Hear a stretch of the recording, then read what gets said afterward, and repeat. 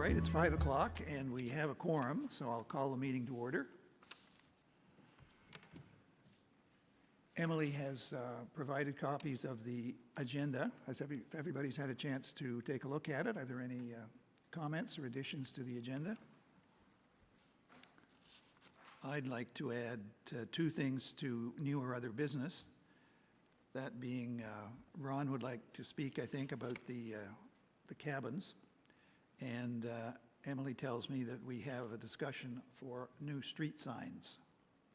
So could we add to 7.1, I guess, the cabins, and 7.2 street signs? Jim?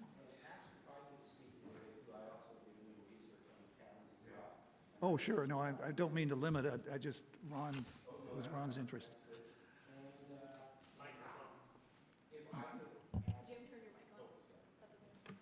Yeah, if I could request as well that we add not just the street signage, because I do have a comment on that, because I did have a dialogue with the BIA about that some time back.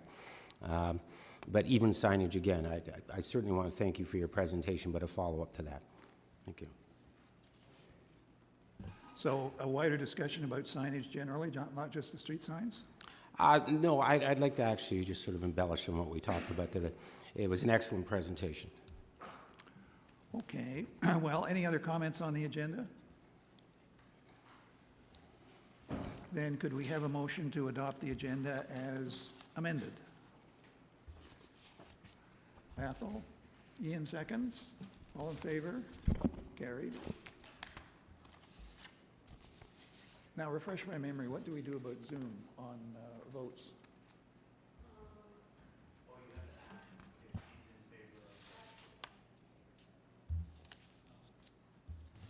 Ann, are you in favor? Ann's in favor. Okay.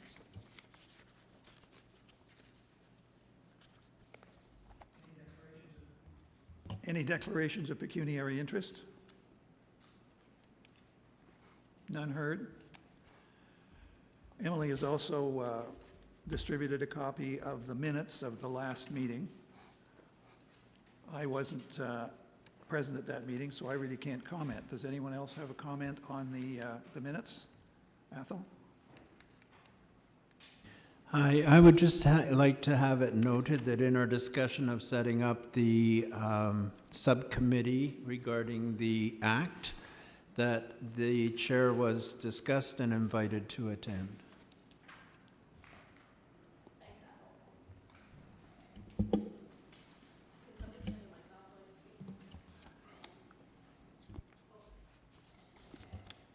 Thanks, Athol. I can add that in.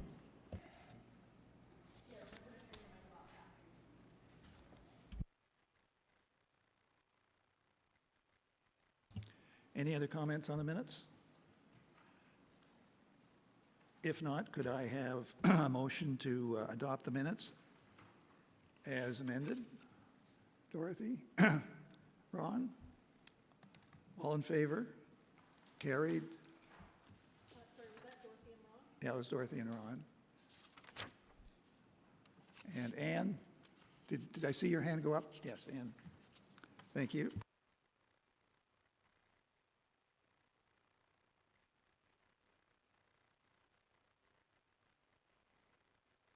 The first presentation is on the grand redevelopment. And is that Diana Balaniak? Yes, here. Hi, Diana. So I've got the pictures and stuff that you sent me on the computer here. So if you just want to let me know what you want everybody to see, and then I'll put it up on the screen in council chambers here so they can see it. So if, yeah, just let me know what you want me to put up.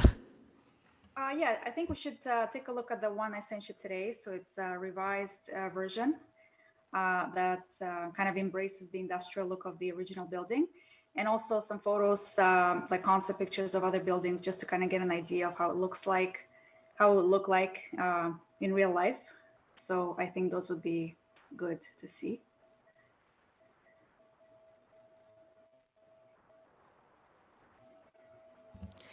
Do you want to just talk through the version, the SketchUp that you sent today, and then I can pull the other pictures up one at a time? I think that'll be a little bit easier on this end. That's okay?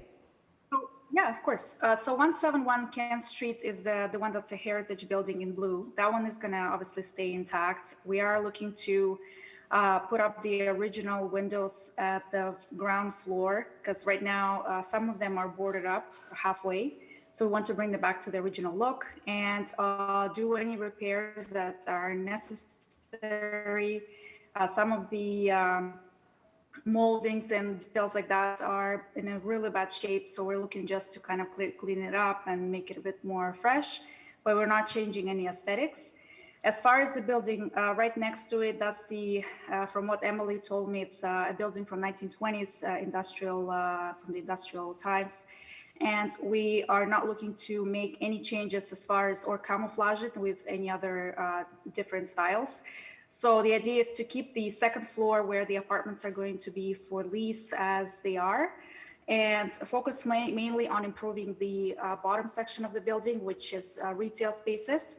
The one on the left is going to be a new pub or / restaurant, and we would like to switch the windows that are originally now from like a few windows in a row and switch them to a big kind of a more like industrial looking window. And also just to kind of differentiate the units between each other so it doesn't look like a long continuous look. I was thinking if we could paint the brick, just the bottom portion for each unit, so that this way visually they look like they kind of belong to each other. So when there's the next business owner who comes in to take over the building, the lease, they kind of have their own presence as opposed to just kind of blending it all together. Because right now, the way it looks is there's an awning that goes all the way across, and there's just, you can't really tell, what's where. Of course, there would be, let's say, like a different sign, but we're trying to make it seem a bit more modern and at the same time different from each other. So the idea of adding paint on the brick and maybe some stucco moldings just to kind of break it up a little bit. And then obviously the signage will be different. Even the awning will be separate from each building as well, and the light fixtures. And yeah, if we could look at the picture, some of the concept photos that I've put together, they can kind of give you an idea. So again, it's a bit more clean, elegant looking downstairs for retail, and then you have the industrial, more rustic look upstairs. So that's kind of what we're going with. All right, I'm just gonna Diana sent me 4 photos today, so I'm just gonna pull them over to the screens here so you can see them. Unfortunately, we can't flip through them because this computer won't do that, so I just have to drag them over one at a time. Make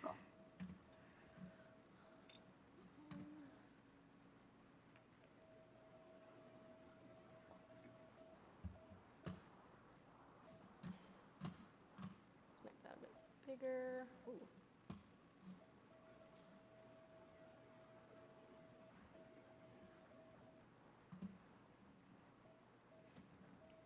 All right, so those are the 4 photos that Diana sent me just as kind of a mock-up of what that lower story of the 1920s building might look like. Yes. I also worked with the colors that Emily has shared with me for the color palettes. So we're staying within the same kind of a heritage look throughout the whole street. So those were incorporated, but we'll be happy to provide samples once we get to that stage, of course. Yeah.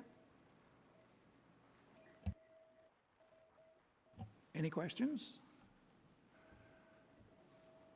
I guess I just have a question on the color scheme. The drawing that was included in the package. I don't know whether anybody can see that. It's the one that was included in the package. Shows, I guess you intended to paint the brick in some areas a lighter color. Is that correct? And Yes. that's now changed from what we saw today. You mean the original proposal? Yeah, so just to clarify, Diana, just so you know, I had sent out the original proposal that you had sent me just to give people a chance to look at it ahead of time. So the one that you have seen, Diana's updated it to the one that's on the today. screen now. So this is the current version, not the one in your This is the final package. version, okay. And I can send this around to everybody as well after the meeting, just so you have it. Yeah, from when Emily and I chatted, her response was, which I understand the point, is the original proposal, let's just say, was a bit more drastic. Almost like we try to convert the 1920s industrial into like Victorian style homes to kind of blend with the Grand Hotel. So there was a lot more work that would have to take place, like barging the brick, lots of stucco details. And she did mention that it wouldn't be too suitable or appropriate for the committee. So I kind of went back to the drawing board and I thought, okay, how can I still have a nice fresh facelift for the building, but not really, be too aggressive with it, and incorporate some details here and there, but of course keep the heritage intact. So that's kind of like a version number 2. Just another question. The previous proposal had, I guess it was intended to build an office building sort of behind the existing building, which was going to project above the roof line. There's nothing like that in your drawing, so I assume that idea has not been followed through? Yeah, sorry to interrupt. That was from the original owner. So when my client took over, he decided not to proceed with any new construction because I believe the previous owner wanted to demolish or mostly demolish the interior and the back of the building and only keep the facade and build upwards as a brand new construction. I don't think that plan has executed itself. And when we took over, we decided just to work with the building, put it back in its structural integrity as much as we can, and then stick with the same use, like the restaurants, office spaces downstairs, and then apartments upstairs. So yeah, that's. So that's not part of the plan anymore. Okay, thank you. Anyone have any other questions?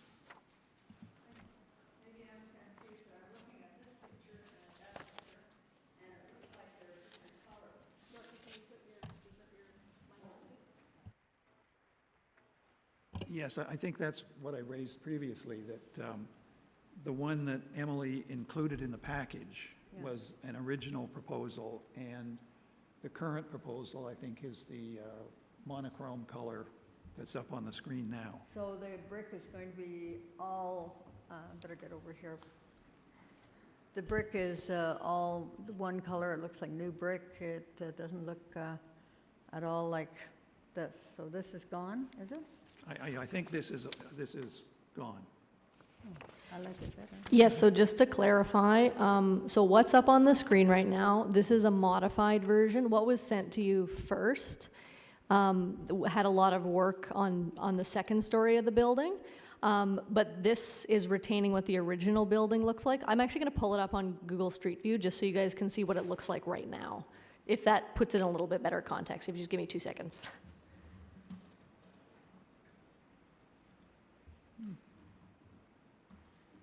I mean, in the ideal world, the client would like to proceed with option 1, the first original one that you see in the package. But based on my chit chat with Emily back and forth, I don't think that's something you were too keen on. So, yeah, I mean. Well, no, that was the reason for my question, just to try to clarify what the plans were. From the committee's perspective, if you prefer the first design with the stucco, the committee can approve that. That's fine. I had just made comments to Diana saying that generally speaking, we're not supportive of stuccoing over brick. So that's up to the committee, and you can have that discussion right now. And I'll just, while I pull this up. Ian? That's on? Okay. Has there been any discussion about maybe combining the two? Because just looking at the proposed drawing here, which I assume is the one with the stucco finish on it, the windows at ground level, there are 4 of them there. And personally, I think these windows, the design is more in keeping with the overall structure than that which was up on the screen there, which almost seems too utilitarian. So has there been any discussion about maybe harmoniously combining this sans the stucco with with what we see on the screen. Would you be okay with if we do them in the same window plane, just like on the other two buildings? The reason why I ask is, so the One Eye Jack, that's the restaurant with the big utilitarian window, it doesn't have much light, and it's going to be a really long building. The restaurant's going to be quite long. So to get a little bit extra light, the client was looking to have like a one big plane of window as opposed to having divisions. So if we remove those lines between the you know, just kind of make it nice and big, clean window panel, that would be preferable. So if you're open for that. Ethel? Yes, I'm totally against putting stucco on brick in a heritage area. It's not appropriate and it affects the quality of the brick underneath eventually. So I'm in favor of keeping the brick. However, there's no reason why you couldn't do some of the detail that you have on the first drawing around in brick. So, for instance, in your first drawing, you have details around the windows and you've maintained the brick. And if One Eye Jack could maintain the brick and add some detail, that would be a good compromise, I think. And then I have no problem with the windows on One Eye Jack looking similar to the windows on your other two units on the drawing up there. Different color bricks. So just to clarify, the suggestion is the windows, as we have it on the screen, rather than one, one large pane of glass, which is preferable for you? Correct.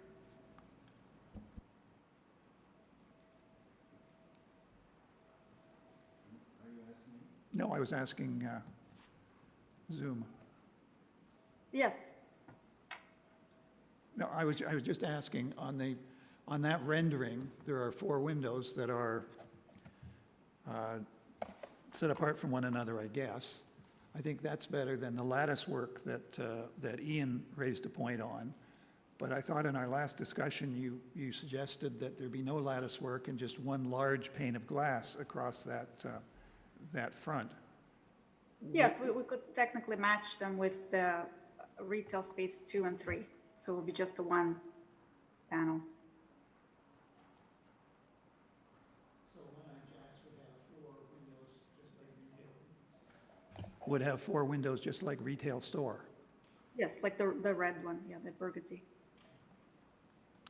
Okay. Any other comments, questions? I just wonder if, this one here, I really like the fact that it doesn't look like a warehouse on the top there, and other things, like if it was into 3 different types of brick, like different colors. It'd have, and more detail on some of the windows like we see in this. You can do so much beautiful thing with different kinds of bricks. That looked, the original one looked like a warehouse up above, or like a big factory up above with something down below, like stores below. That's just my opinion. I just don't like this uniform color all the way across. I think the question may be, could you have the same sort of, if it's all red brick all the way across, could you have the same sort of detailing around the windows, the first 3 windows in the section that is stuccoed at the moment, same sort of detail, sort of yellow bricks and so on, in the first 3 windows as in the other windows? Would that present a problem? I guess what he's trying to go for is a bit of a more, I guess, drastic refresh. I think as of now, just because the amount of work that's inside the building, speaking just from the interior point of view and services, like everything, he's working on quite a lot of things, the mechanical, electrical, permits. There's a big scope of work. It's a pretty large project. Speaking with him, I think he's in a position where if it's just adding a little bit of details, I think he'll just keep the building as is, and then just change the signs. I think that would be his decision.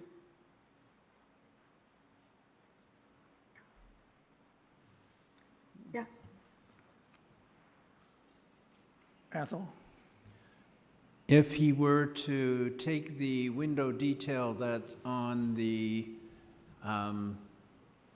farthest retail space and put that on the windows at his restaurant, would that be a possibility?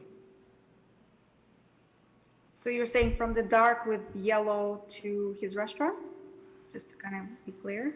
Yes, just doing some detail on the brick as he has in the other 2 units, on the brick on his unit, his restaurant unit. As far as the color though, it's a no for painting or anything, right?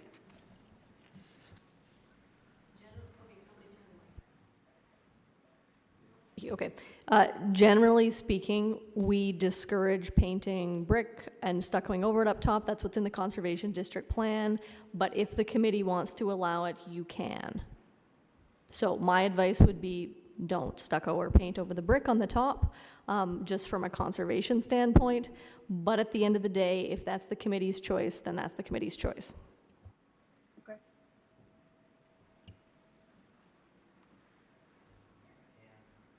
Athol? I'm in agreement with Emily and the plan. I don't want to see it painted or stuccoed. Ann? Emily, could you put the most recent rendering back up on the screen just for a second to refresh my memory, and then I do have a comment. Can you see it now? It should be there. Yes, I can. Okay. I would agree with keeping the top, not painting the brick at all, and the one-eyed Jack, changing those windows so that they look similar to the retail stores that are showing on there. I don't mind the separate colors for each one. But I would prefer seeing the windows all the same all the way across. But I don't mind this version other than that. The only thing is this version requires just to differentiate them to paint the brick, just the bottom section. So if we're not allowed to do that, then it's gonna look the same as now, I guess. But the awning part, see where you've done the different color awnings, that's where I'm seeing the differentiation, but not painting the brick.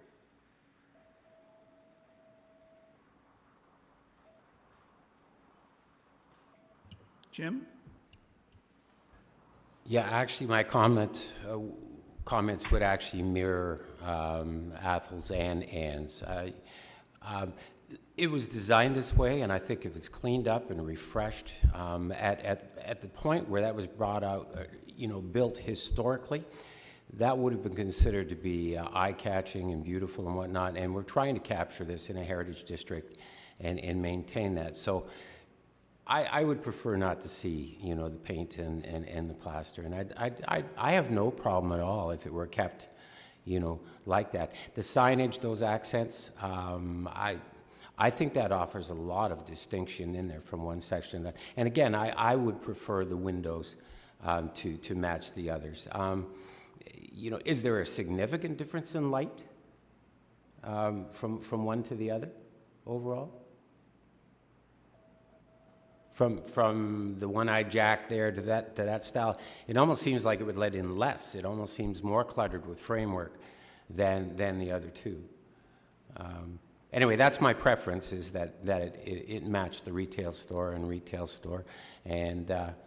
but your signage, and this is a benefit in a heritage district. There's lots of room for creativity in that, as long as it's heritage friendly. And our streetscape and facade guidelines, and your presentation the last time drove that home to me. So I prefer this version.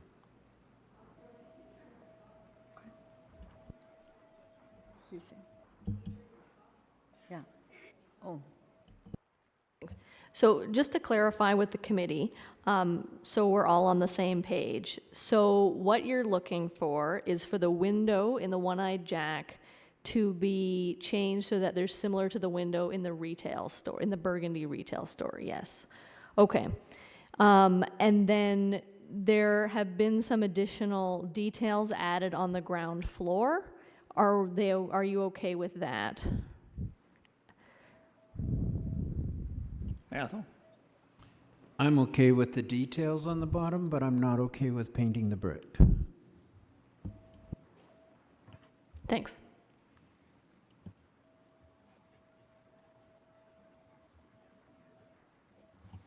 Any other comments? Rob? I have to agree. The second rendering is much better. It's much more in keeping with the heritage character of the area. I think it looks great as it is. I can totally see changing the windows to allow more light. I would be okay with that as well. Thank you. Anyone else? Jim? Again, just to add to it, I don't mind the detail at the bottom, but I really don't want to see that, or wouldn't want to see that painted or stuccoed or altered. So again, to mirror Athol's comment.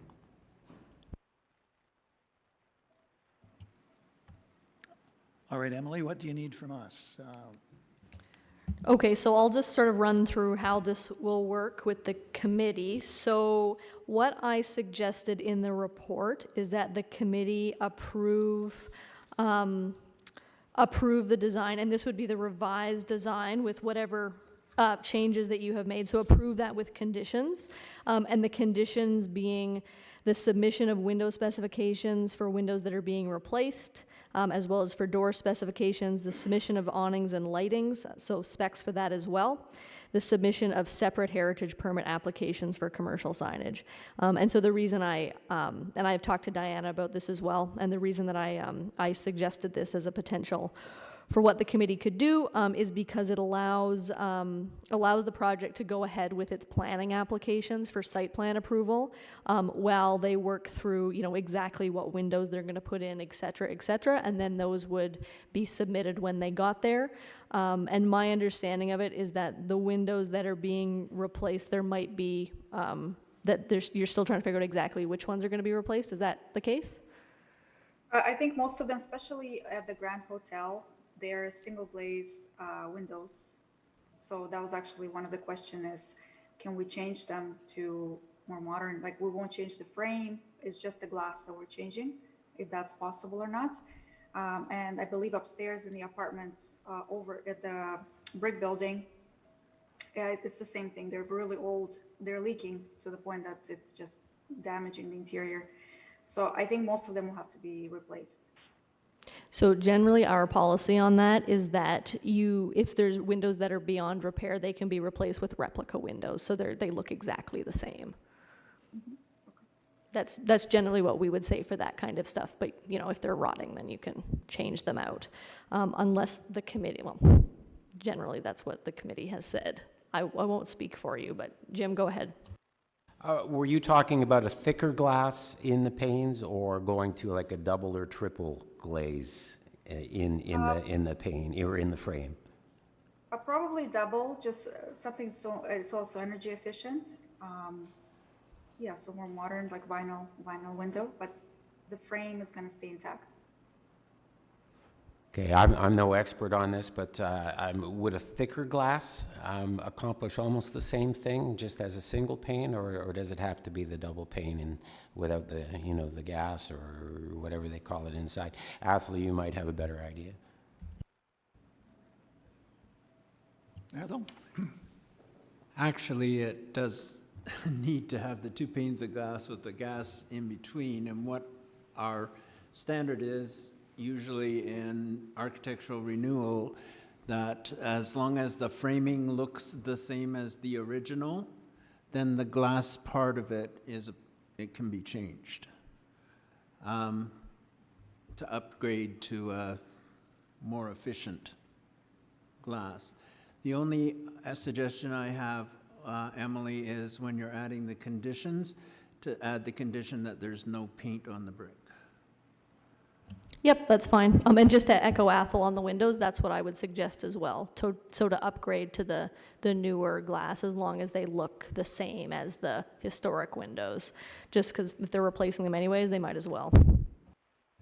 So looking at phase one of the application, the first point there is facade refinishing of 183 Kent Street West with stucco. And I don't think we're in favor of that. No, so I think we've sort of moved beyond that to a different design now. So the motion would be to, that the proposed alterations as presented at the meeting, as opposed to the proposed alterations as appended to the agenda.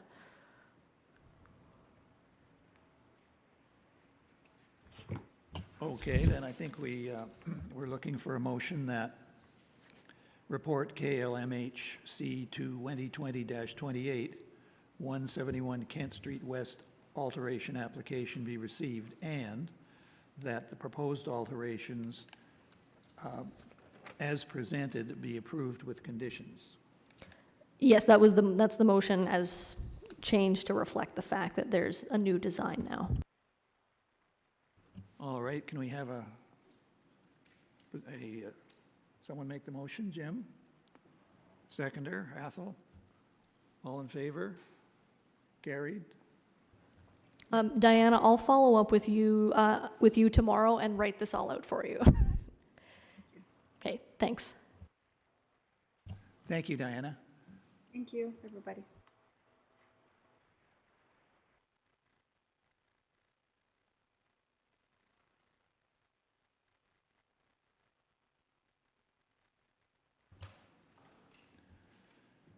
Now we have the 170, we've just done that. The Lindsay Armory Doors presentation? Yeah, so that's Rod is on the screen. I think everybody should have a copy of the photos of the proposed new doors in their package. There, I put the elevation up on the elevation options up on the screen there as well, so you can see them a bit bigger as well. It's the same as what's in your package.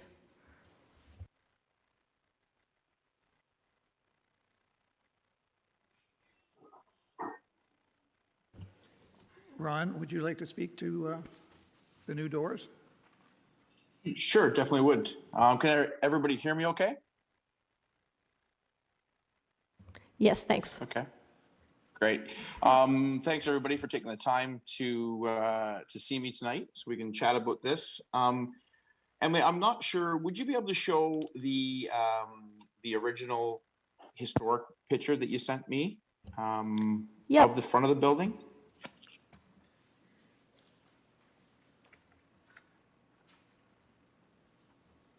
Oh, was that the historic one that I sent you ages and ages ago? Yes. Okay, just give me a And second. If not, that's okay. We can go to the building the way it is today. I just wanted to kind of start there, and then if we could go through the conceptual plan. Yeah. There's the building as it Awesome. is today, and I think the other picture was from online. I think I can probably find it. Just while you talk, I will look for it. Okay, perfect. So this is the current condition of the front entry of the building. We're having a few challenges with the structural integrity of the door because it's actually starting to crack and break. So we're starting to get rain and weather into the building. So we've contracted an architect to do a conceptual design for us, which Emily showed us originally. And so what we're hoping today is just to meet with the committee, and then if you could provide some advice and or your opinion on which option you prefer. And then also we'd like to discuss material types as well. Rod, was that the picture that I sent you? Yeah, that's the one right there. So in the historical picture, and then again today, the door is very similar. With the conceptual designs that the architect has done, we've added more glass for the simple reason to meet AODA requirements for accessibility. We have to have a view port at a certain height because this Armory's building is well used by our seniors committee out of Lindsay. So with the aging demographic, we need to make sure that we meet those accessible requirements.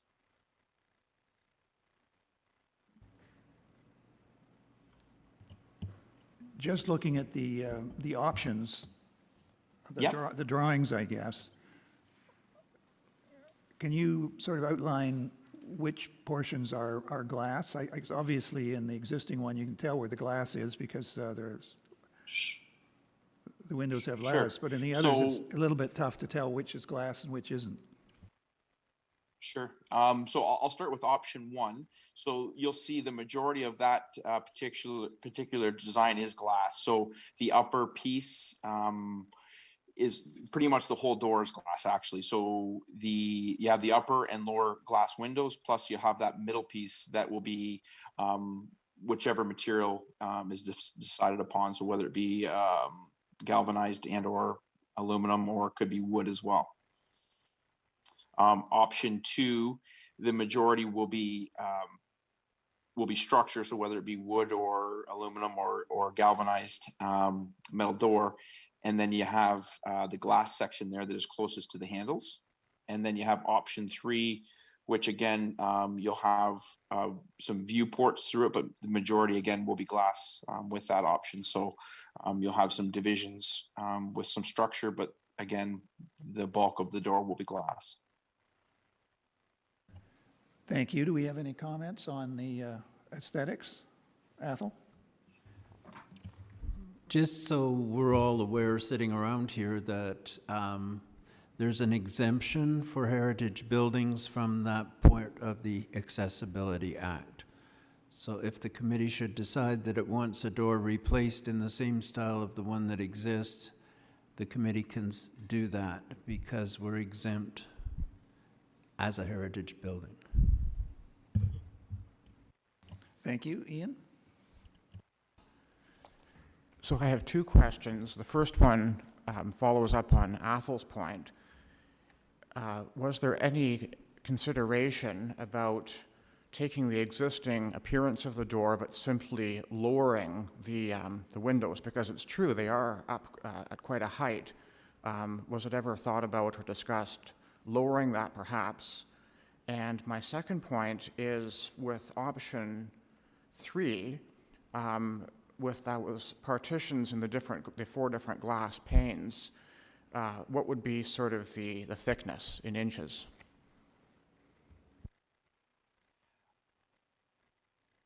The glass would be similar to what you'd see in a conventional door today. So it'd be a double pane glass.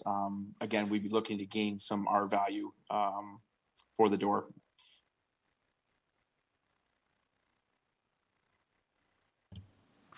All right, well, I think that all glass doors are not really in keeping with the style of the structure.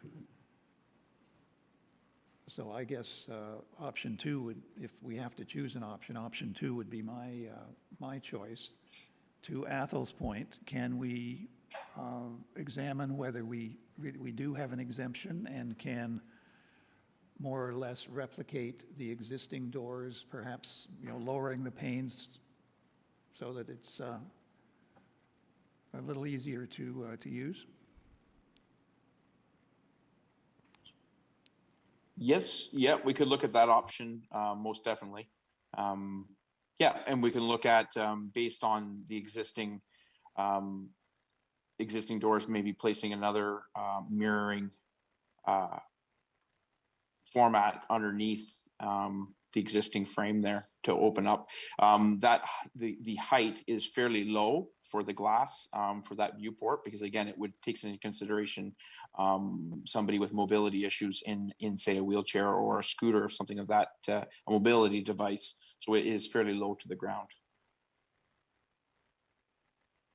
So just putting a third row of glass in the existing design wouldn't do the trick, wouldn't be low enough, you don't think? I'd have to confirm that. Yeah, we could. I'll look with the architect and see if that's something we can do for sure. Well, I think, again, speaking personally, I think I'd prefer that approach if it can be done. If it can't be done, then I think option number 2 would be the best alternative? Oh, Jim? I much prefer the existing, and I know the folks at the Accessibility Committee really well, and all through the downtown revitalization process and the Heritage Conservation District process, they were always willing to compromise and flex. You know, they've benefited from other features. The closer to that existing, the better for me. I mean, if they were to, you know, add this other pane like you're talking about, Bill, I would see that as some kind of a compromise, and as much as I prefer the original, that would be my compromise. But I think the other three options, like, or 1, 2, and 3, I think that's a real stretch for this major historic building. I think it would be just too much of a step from my perspective. It's my bias. Yeah. Athol? When working with the architect, perhaps he can come up with a way of integrating a view panel around the proper height. For instance, I've seen it done where it's around where the door handle is, that there's a glass portion around the door handle itself, which is at the right height for wheelchairs. So I've seen that one done previously, and the door looks exactly like it looks today, except with a sort of U-shaped glass on either side at the handle height.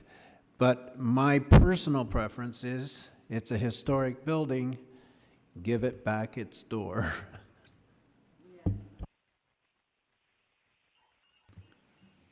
Any other comments? Ron? Question through you too, Rob. Can the existing door not be just copied, like mimicked, to be identical to what it is, just new, everything new, but just identical? Not that I'm against change or anything, but I mean, that is a historical building, 1911 or 1913, I think it is. Can it not be just replaced as is, just identical to the way it is right now?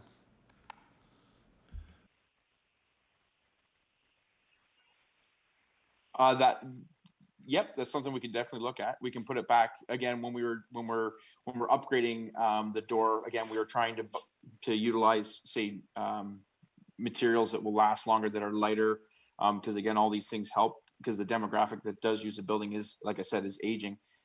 So lighter doors, things of that nature, all those things help. But again, we can go back with something similar or the same design, and again, maybe combine the old existing with option maybe 2 with a kind of a view panel. Yeah, so those are options for sure. Thank you.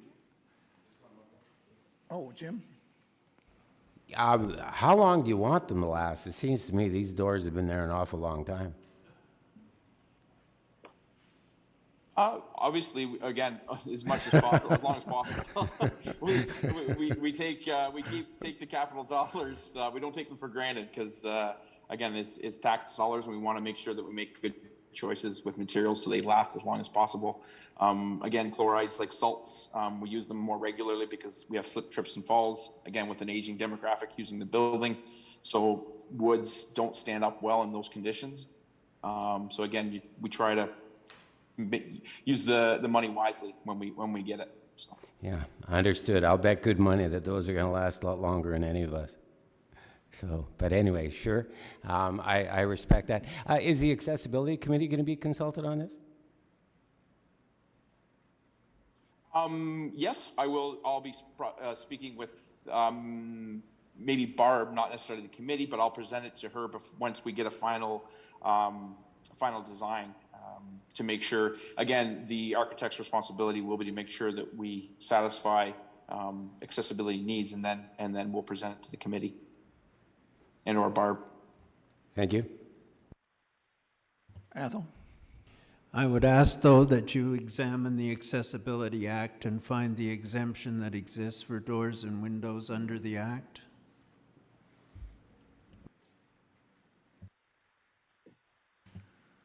Yeah, that's fair. I can do that. again, and if that's the choice the committee chooses, that's fine. At that point, then we will just, again, have that conversation with Barb that we're going to continue under that exemption. Anne, did you have a comment? Anne? Yes, I do. Actually, I just wanted to say that my preference would be a combination of the existing doors and option 2, just by bringing those top lights down a little bit. I think because of the use of the building, that's in keeping with the original doors, we still need to give a little bit, and for accessibility, and I would say taking those windows down would be my preference, so that it looks like option 2, but the top is the panel glass and the bottom is solid. If that would give you your viewpoint. I don't know how long your view pane needs, or how high your view pane needs to be. Ethel? I think that would, oh, sorry. No, I was No, just go gonna say ahead. that. Sorry. That's something that makes, yeah, that would be a great option, using the existing layout and then adding like a viewport similar to option 2 along the handles, I think would probably satisfy their accessibility requirements for sure. Ethel? If it would help, I could give you a sketch or a drawing for that, or could discuss it with your architect. Sure. All right, anybody have any other comments? If not, I guess we need a motion that the report KLMHC 2020-10 about 210 Kent Street alteration be received, and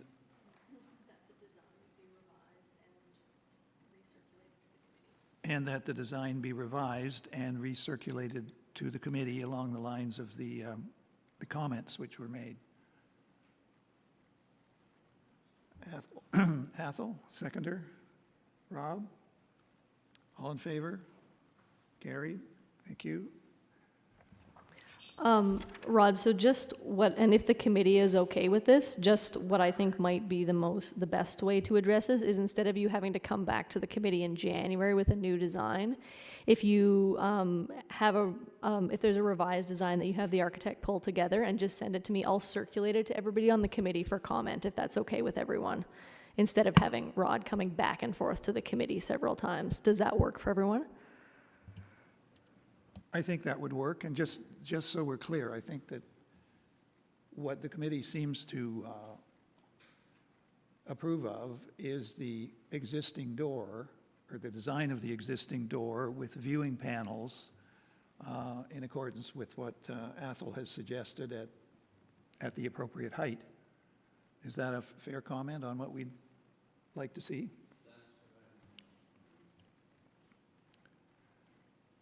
Okay, That was my understanding of the motion. that's the consensus then. If the architect could just put together a design based on that, I think that it would be more than acceptable.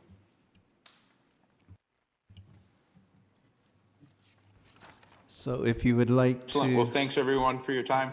Appreciate it. Thank you, Rod. That was great.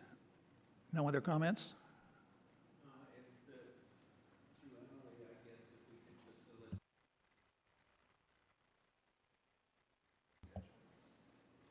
Yeah, sure. I can facilitate that.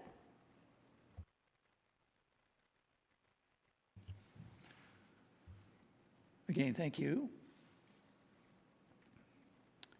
Now we're moving on to the, Excellent. Thank you. thank you again. Thank you. Moving along to the arts and culture presentation. Donna Goodwin. Good evening, everyone.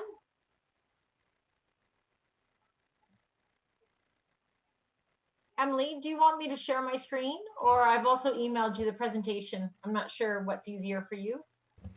So my email's not connected to the computer in here, so you're gonna have to share your screen. So I think, Anne, Okay. you're gonna disappear from us while Donna does her presentation.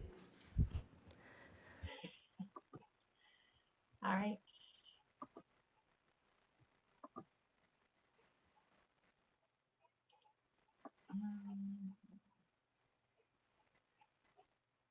Come on, there we go.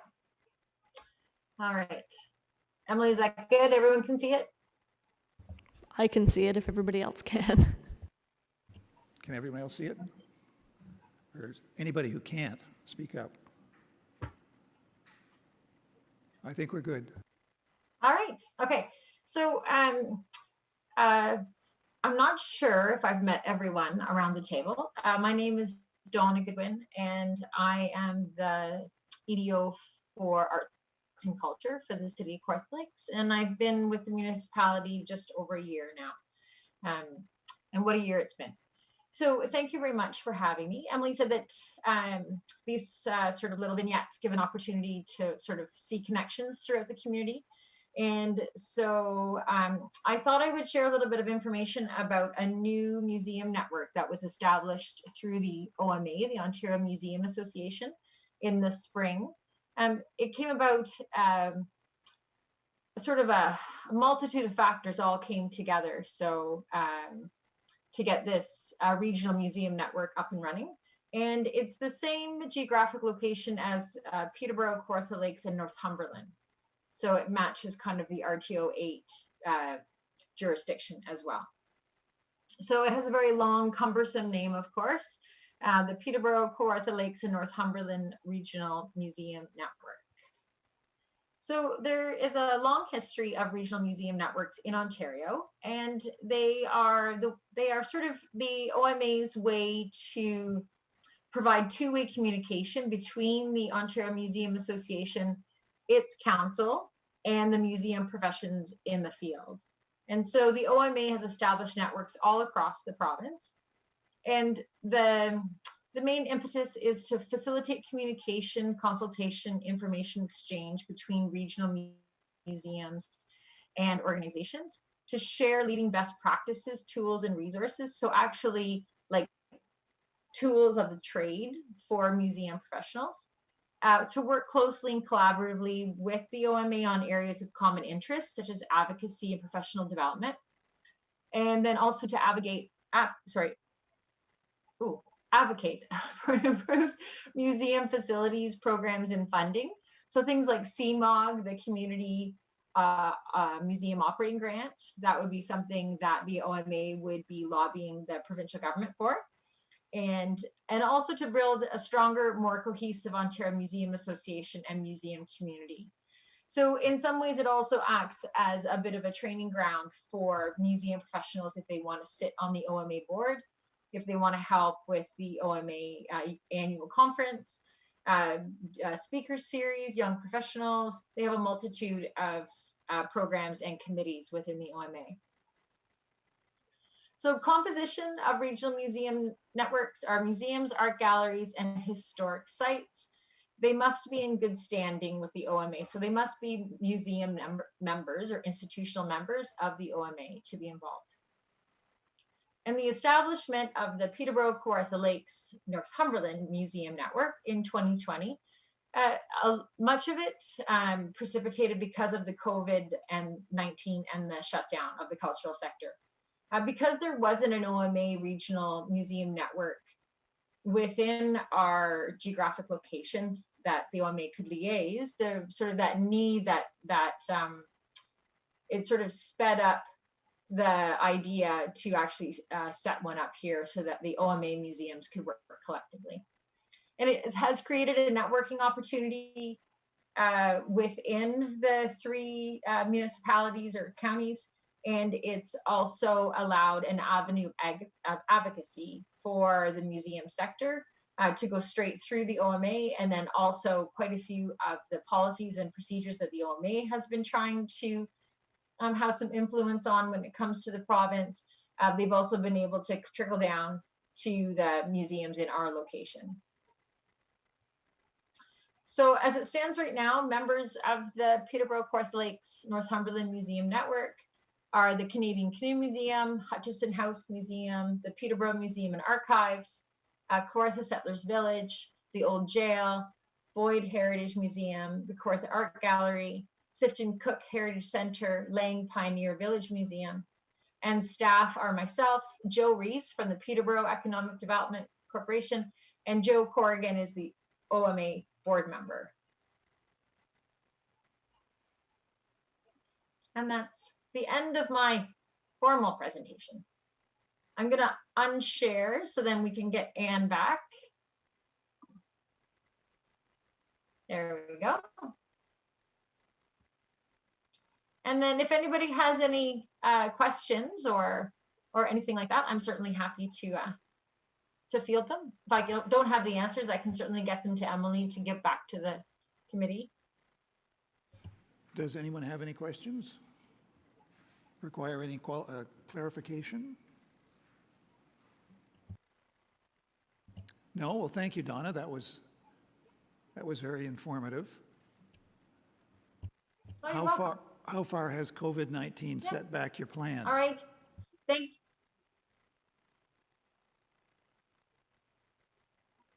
I'm sorry? I was just asking, how far has COVID-19 set back your plans? Oh, well, it's been interesting actually, because the cultural master plan was adopted by council in February, 3 weeks to its shutdown. And so it's, in some ways, it's sort of, it's brought some to the forefront.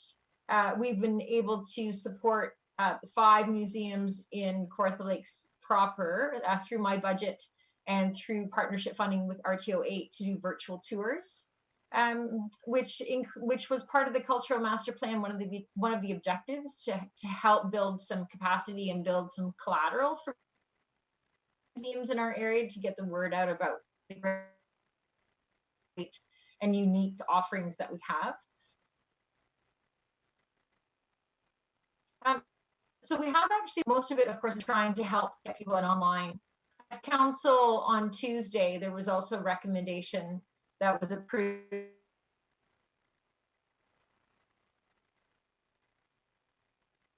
for emergency funding, and that the operational funding approved in February as well. So I'm not sure how much that is still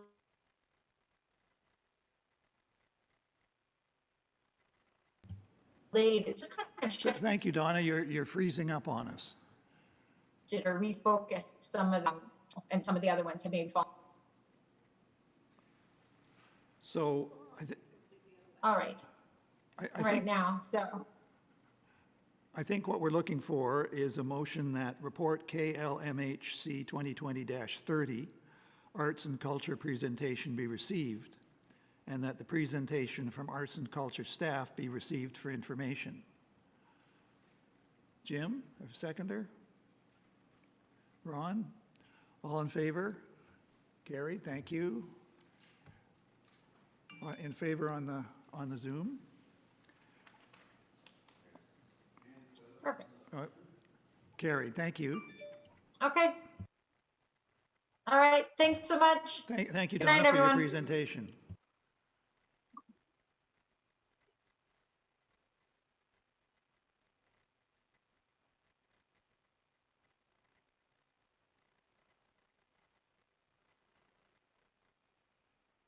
Next item is proposed meeting dates for 2021. As Emily explained in her material, normally we wouldn't establish meeting dates this far in advance, but since there's a requirement for booking this facility, Emily is being prudent in suggesting the 2021 dates. I took a look at them, and they don't seem to conflict with anything particularly important.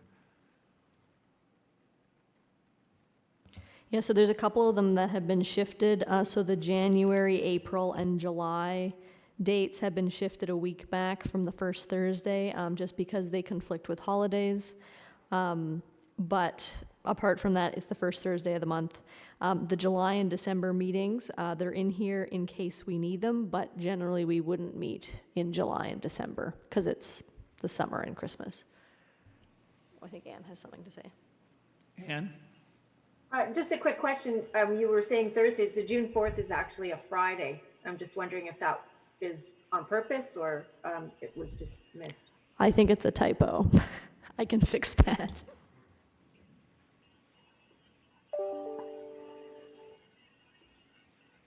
So that should be June 3rd. Thanks, Anne. I've corrected that on mine. Have a reaction to that? That's my birthday, so you better throw me one heck of a party. We'll light some candles in your honor.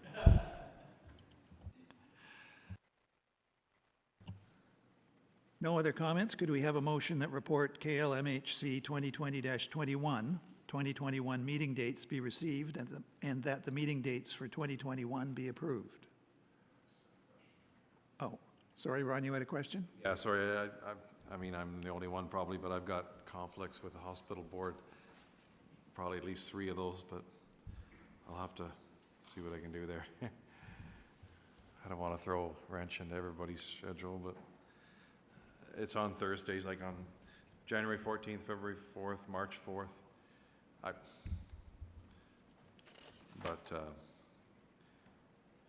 April's okay, but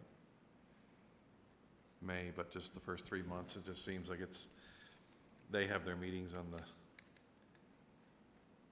I just have it in here, synced in here, but. I thought they had their meetings first thing in the morning. They used to. Well, they have, board meetings. Let's just leave it for now, and I think it's fine. Like, I'll work around it. Okay, then, were you making the motion or just a comment? All right, Ron makes the motion, seconder. Ian seconds. All in favor? Carried. On the Zoom, also in favor? Thank you.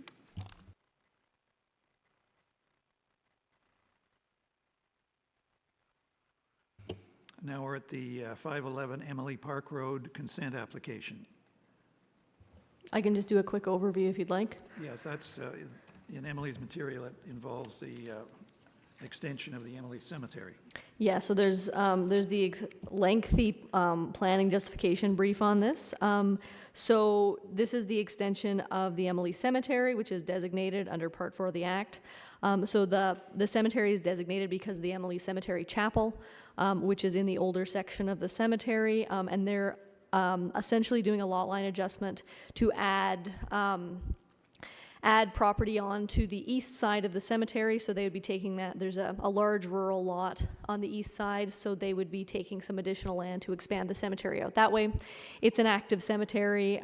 They're doing burials there at that present, so they can continue that operation and expanded footprint. The expansion wouldn't impact the chapel. The chapel's in the middle of the not really middle, it's kind of at the back sort of in the middle of the one side of the cemetery. So this would just be extending the burial ground out the one way, but I think it's appropriate for the committee to comment on this because it does impact a heritage property. Even if the committee is supportive of it, I think you should provide comment anyways, just to reiterate to planning that you should be commenting on these things. And in terms of impact for the committee, if the proposal is approved, we'll have to do a bylaw amendment for the designation bylaw for the property, just to match up the legal descriptions. But that would happen after the consent is finalized.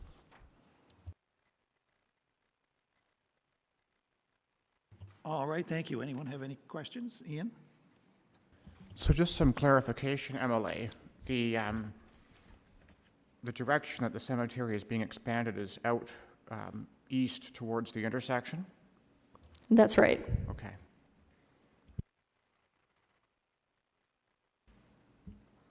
Yes, there's a drawing that I think shows that, Athol.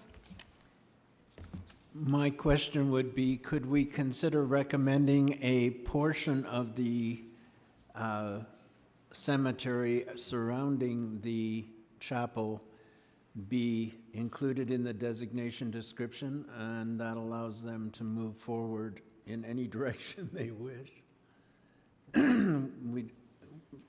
we don't need to designate the whole cemetery, do we? No, so basically the two options would be, so in terms of making sure the legal descriptions match, we would either have to get a separate registered plan for the section around the cemetery, which would be at the applicant's expense, or we could expand the legal description boundary to include the whole property. One way or the other, we'd have to adjust that just so the legal descriptions line up. For simplicity's sakes, it makes it easier to, I mean, from my perspective, it's easier to designate the whole cemetery. It doesn't matter one way or the other. They'll have to amend the bylaw. But we don't regulate what they do in terms of burials in the cemetery at all. They just do what they want to do. So since we have to do something already, and I'm sorry it's not the easiest thing, I would like to see us designate an area that is already established where there aren't going to be any new burials or expansions, and redefine the borders of the chapel itself, and designate an area for the chapel and surrounding area, and then let them do whatever they want with the rest of the cemetery. Yeah, we could do that. I'm not sure exactly what the burial situation is around the chapel. I don't know if they have any open plots there. I think they do. Really? I believe so, yeah. That cemetery, they're buried all over the place. I've been in there, and it's not consistent where everybody is. Okay, so that's different then. I'm sorry, my understanding was usually that around an established chapel, it's already established, so. Yeah, just the difference with this is the cemetery is older than the chapel. So the cemetery is from the 1870s, and the chapel was added, I think, in 1910, 1920, around that time. So the burials aren't, I think there's still open plots in that north section where the chapel is. I mean, I can ask them. It's easy to check. But I know that having been in there before to take photos, that the graves aren't consistently laid out in terms of who's buried where, year-wise. Well, then I would opt for the easy method, and let's designate the whole cemetery.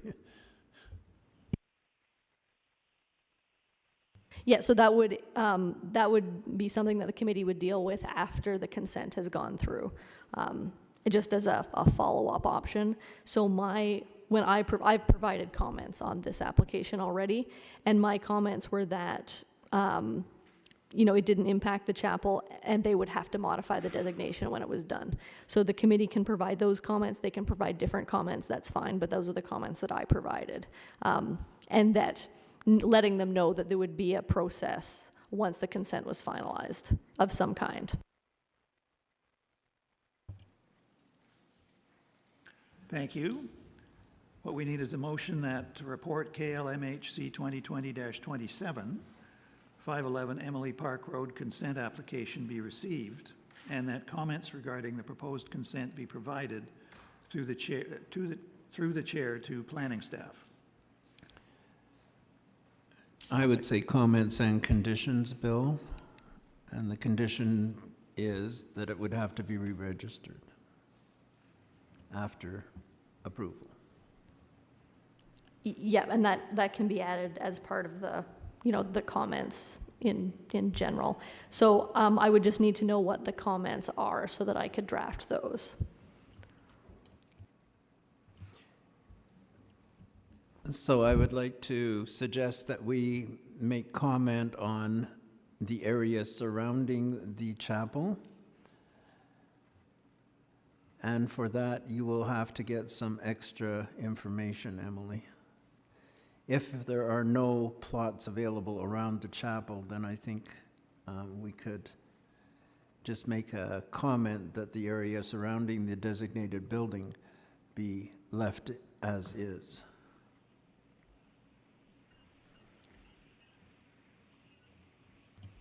Anyone else? Rob? I was just going to suggest that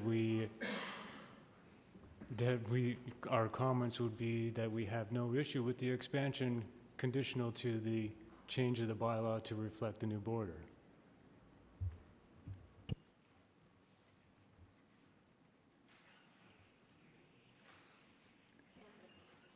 Anne, you have a comment? Just a quick question for Emily, actually. Since you've been there, are there any other attributes to the cemetery? You said how old it is. Is there anything else that we should be looking at that would make more sense to just designate the whole cemetery? i.e., is there a leash gate there or anything like that? Yep, there's a gate there as well, which is contemporaneous with the chapel, which isn't included in the designation bylaw. There's also a lot of older graves that I think the oldest one is from 1870, 1872, like that kind of early 1870s. And so there's quite a few 19th century graves as well, but in terms of built features, there's the chapel and the gate, and they were built at the same time. And they're not next to each other. So currently the legal description of the property includes everything, but the heritage attributes of the property only discuss the chapel. So I'm thinking that would be something that we'd want to add then if you're, depending on how they. We can discuss with them just opening up the bylaw again and adding the gate in as a heritage attribute, if that's something the committee wants to pursue. I think that's probably a good idea. Would the consensus be that the committee would like to pursue that and ask that the bylaw be reopened so that we can add the gate? I would say that that's a wonderful idea. I'm just wondering, Emily, since you've been there, are there any particular gravestones or mausoleums or whatever on the property that should be looked at? Probably. I don't know exactly what they're off the top of my head. I know there's a lot of old stuff. I mean, it's easy for me to go and walk around and do some documentation. It wouldn't take that long. It's just on Highway 7. It's not hard to get to. Because normally we wouldn't designate gravestones, but sometimes there are mausoleums or fountains or things like that on a property of a cemetery that should be, if we're opening up the bylaw, should be included with the gate. I can go and have a look. I'll just do a walk around because I don't know off the top of my head exactly what's in there.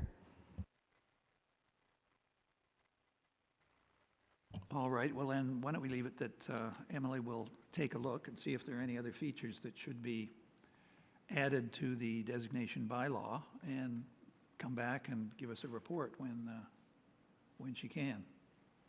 So I think, so the commenting period for this consent application is actually over. So I've asked planning to hold off until they get your comments from tonight. So what might be the best course of action is for the consent application specifically to say that you have no issue with the expansion, conditional on a bylaw amendment once the consent is approved, and at that time, reopen the bylaw and figure out if there's anything else you want to add.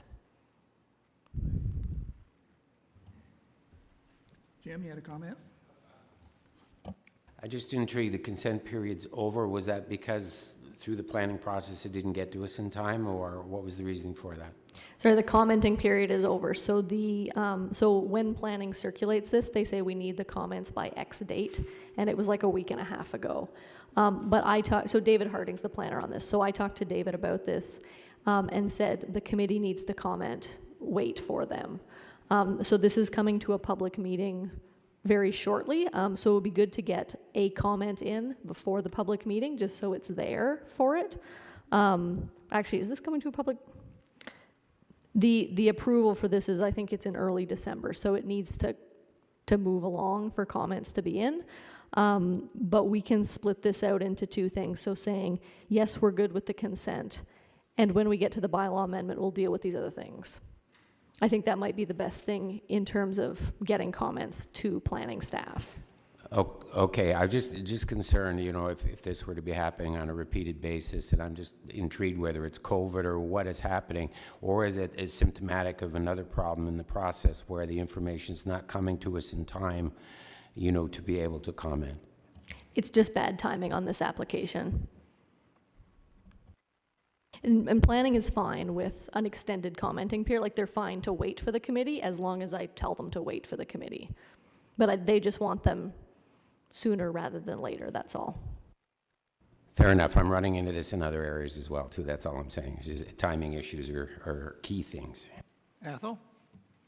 I would so move, as Emily has suggested, that we approve the acquisition and expansion of the cemetery with the proviso that the bylaw will have to be reinterpreted and re-established.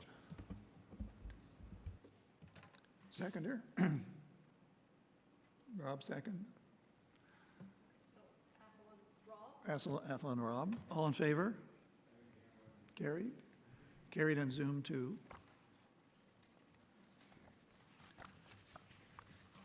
Thank you. We now move on to Emily, who's going to tell us about the new Ontario Heritage Act processes.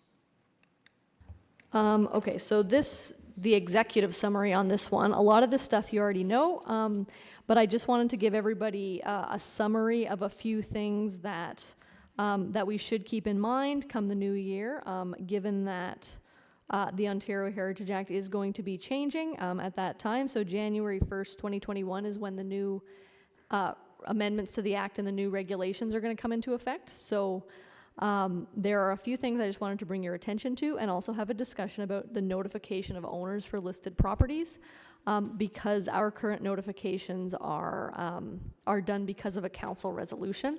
So if we want to change that, we're going to need another council resolution to change that. So the few things that I've brought up here, and we've talked about some of these, so prescribed principles.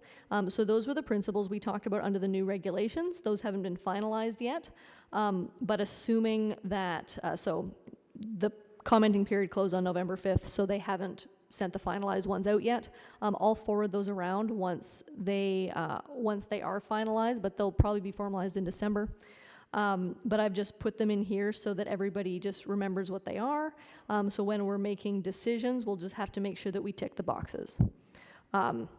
Particularly the one, generally we tick these boxes anyways, doing documentations, research studies, conserving heritage properties, adaptive reuse, et cetera, that's fine. We're just gonna have to be aware of the demonstrating openness and transparency by considering the views of all interested persons and communities. And we had a discussion about the problematic language in that.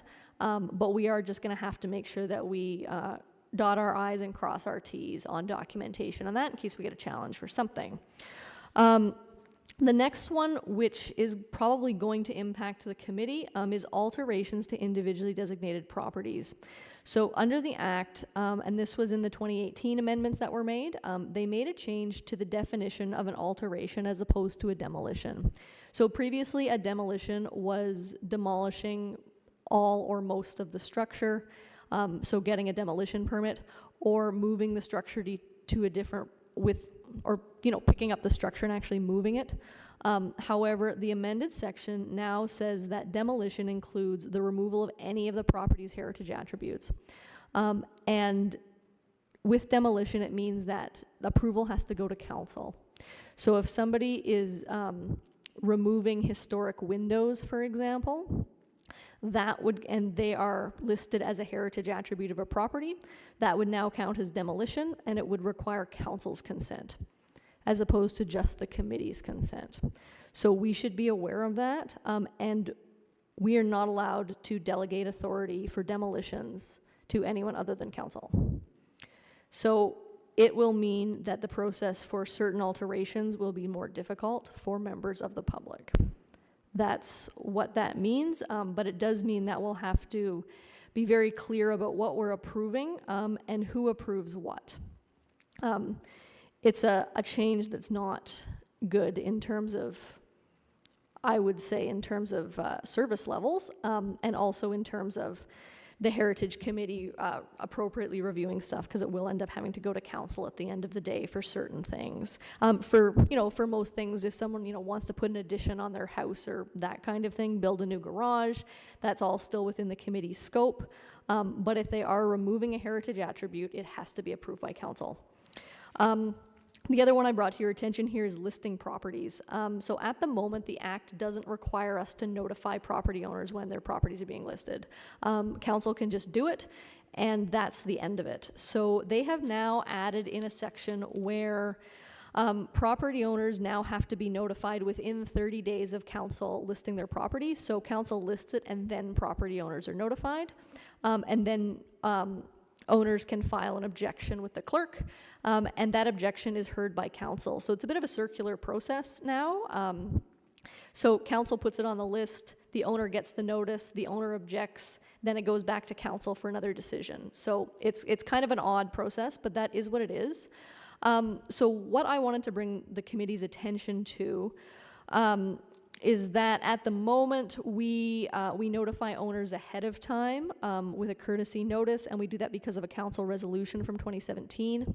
And I would like to bring this back to council to clarify that resolution so that we send people two notifications. We send them the official one after it's as per the act, so after council lists it, so that's fine, we tick that box, but we also send them one ahead of time. And the reason for that is because as a property owner, personally, I would like to be notified ahead of time. I think it's a lot less, I think it's nicer for people to get notified ahead of time. I think people will be more, less maybe sideswiped by it if they get it ahead of time and they know that council's considering it, and it gives them a chance to call me, ask questions, etc., etc.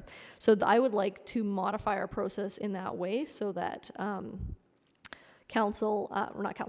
so that owners are getting two notifications, the Act 1, and they still get the courtesy notice. So that would just require I would take a report to council and just ask for them to make a resolution to that effect. And I think that that's just something that will make the process friendlier for everybody. So those are, that's the executive summary of kind of the three big things that I think will be affecting us in the new year. There's some smaller changes as well, but those are the major ones. Just for clarification, if a landowner objects to the listing and the objection is heard by council,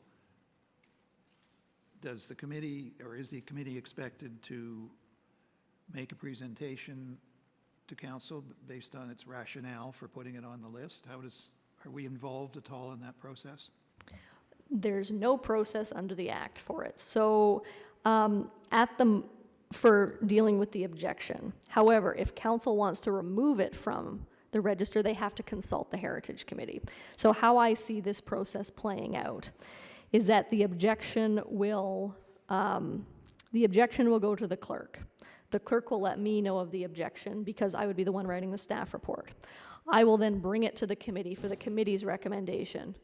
And then the committee will make a recommendation one way or the other, then it will go to council. So if council wants to remove it from the list, they have to ask for the committee's recommendation. So I think it makes sense to do that process where it goes the clerk, me, the committee, council. It's just a lot of steps for council to revisit their own decision. It's kind of bizarre, but that's how they've set it up. Okay, thank you. That clarifies. Athol, you have a question?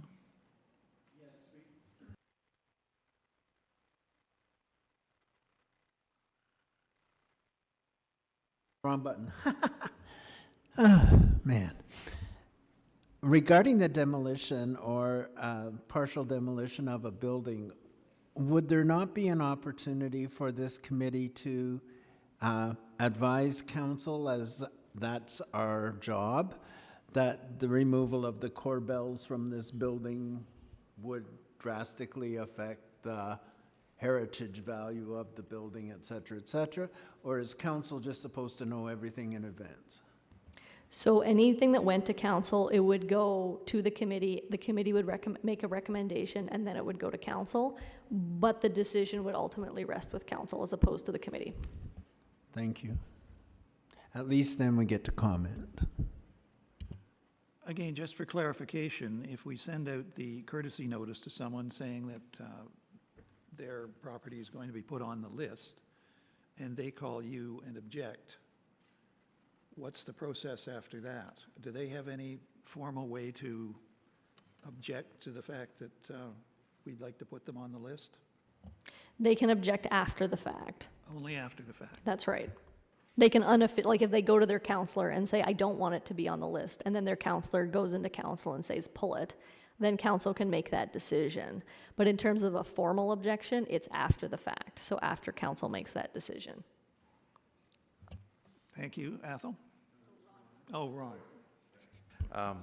We had an example at the last council meeting where an owner from Bobcaygeon, they found out that they were on the list, and then they made a deputation, and a motion was made and it was taken off, but it didn't come back here. The final decision was last Tuesday, so the 17th, so.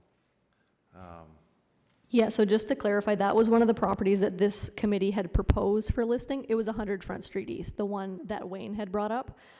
So it wasn't listed yet, so council chose not to list it, as opposed to it was on the list and then it was off the list. So it just never went on the list because council decided to choose it, to remove it from the list of properties to go on the list. I think I just said list way too many times, but. So it was a list to go on the list. That's right, so it was proposed to go on the list and council chose not to put it on the list. And just another question through to Emily. The whole idea of bringing it to council was that we would have, this committee here would have the ability to have some say, whereas the provincial government seems to have more say now, and it just goes to LPAT. Like LPAT is an unelected body, and they're the ones that are going to be making decisions now. Is that how this legislation comes into play? That it takes away the power from the elected officials and gives it to an unelected body in Toronto who decides about our heritage? Yeah, so in a way it does. So I'll just run through what's going to happen, sort of worst case scenario type approvals. So let's assume somebody wants to rip off their historic porch. So that application would come into me. I would get all the documentation together and bring it to this committee. The committee would then make a recommendation to council saying, we don't think they should rip off the historic porch, which is, I'm assuming, what this committee would say. Then council could make a decision. So they could say, yeah, go ahead, rip off the historic porch. We're going to ignore what the Heritage Committee says. Or council can say, no, we agree with the Heritage Committee. You're not allowed to take it off. At that point, the owner can file a formal objection to council's decision. So if council says, no, you can't take it off, we agree with the Heritage Committee, the owner can then file an objection with the clerk. And if they file an objection with the clerk on council's decision, then it goes to the LPAT. And the decisions of the LPAT are binding. So then it will wait in the queue probably for 2 or 3 years, and it will go to the LPAT. The LPAT will look at that alteration application and will say yes or no. Hopefully they will base it on heritage principles. We don't know if they'll actually do that. So that's where the LPAT comes into play. So if it's only if an owner objects to council's decision on an alteration or a designation, as the case may be.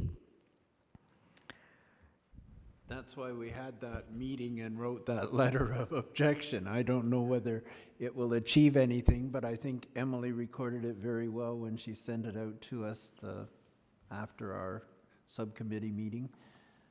And hopefully somebody reads it. What I'll do actually is I can make some little process maps for everybody, and I will just send them around so everybody has like a flow chart of like what happens when, which, because there's so many scenarios in this case, like when it goes to council, when it goes to the LPAT, when the committee gets to make a recommendation, I'll put those together and I'll send them around to everybody so you have like a flow chart in terms of where these will go now, because it just got a lot more complicated.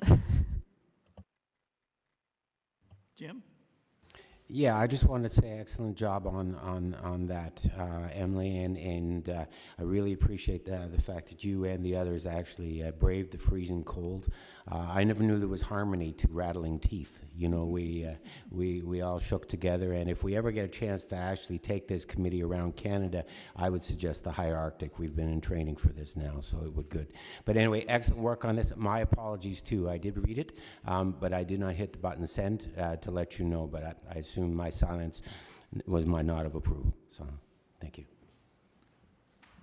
Any other comments?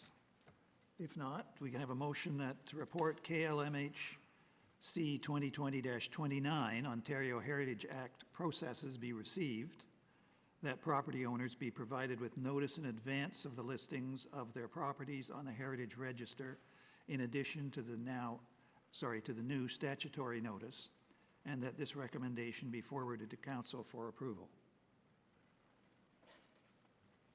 Rob? Jim? All in favor? Carried? Carried on the Zoom? Thank you. Is that all you need, Emily? Yes. Okay.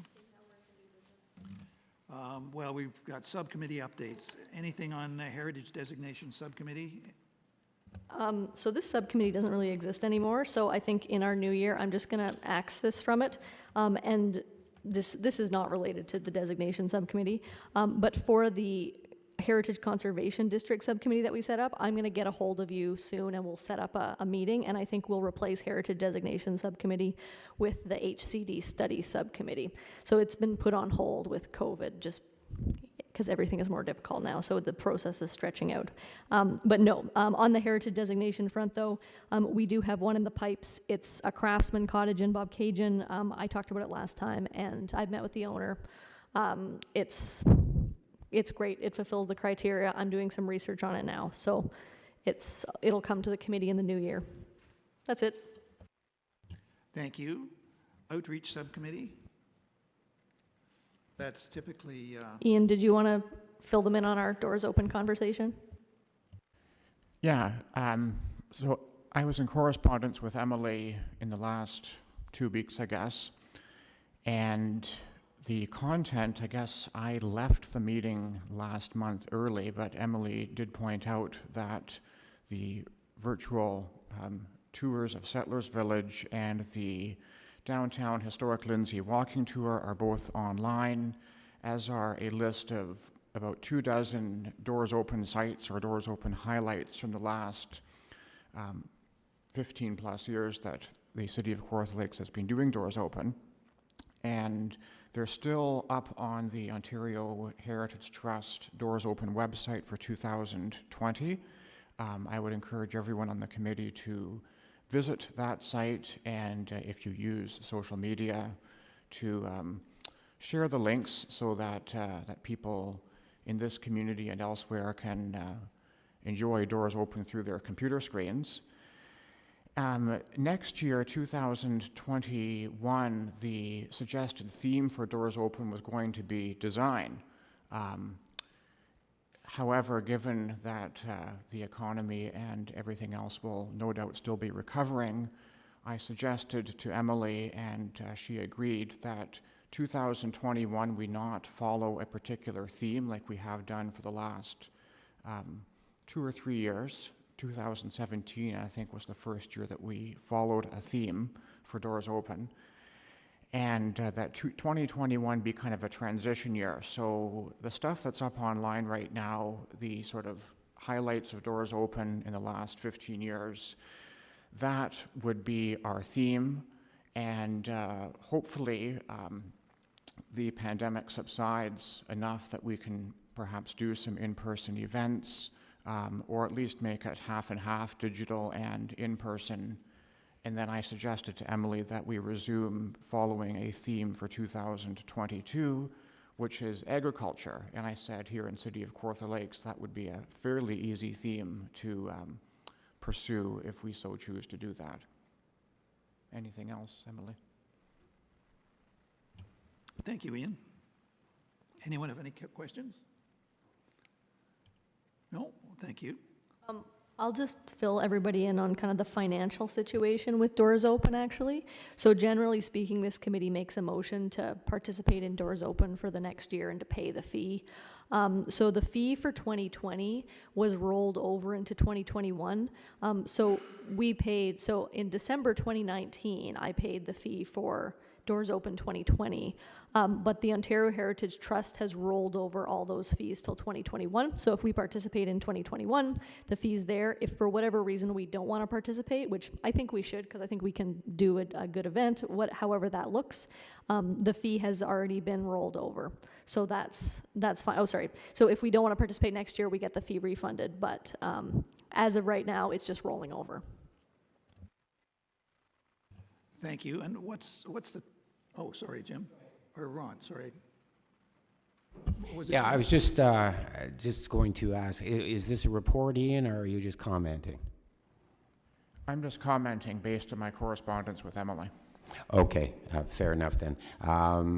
I just want to say thank you for keeping this alive and keeping it rolling. We'll come through this, and I'm sure you'll get more support in the future, but this is very important. Thank you.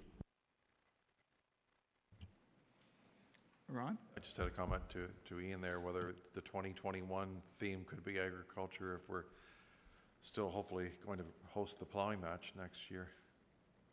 Because it's, you know, we only get these things every 25 years. If we're lucky at that, a community gets a plowing match and Rural Expo. Yeah, that's a good point. And I think the 2021 sites, I think because this year was a very strange and unusual year, obviously, perhaps we use 2000, and actually the theme for 2020 was supposed to have been environment, which segues quite nicely into agriculture.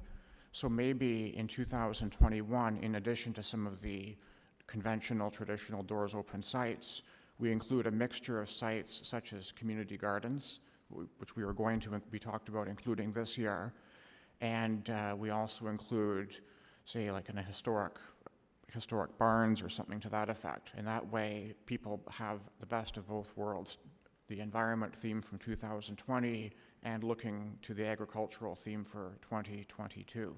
So that's one option that the committee could possibly pursue. Thank you, Ian. Any other comments or questions? Move on to correspondence. There's no correspondence. There is correspondence, actually. So I've got two pieces of paper correspondence. One of them is, hold on a second.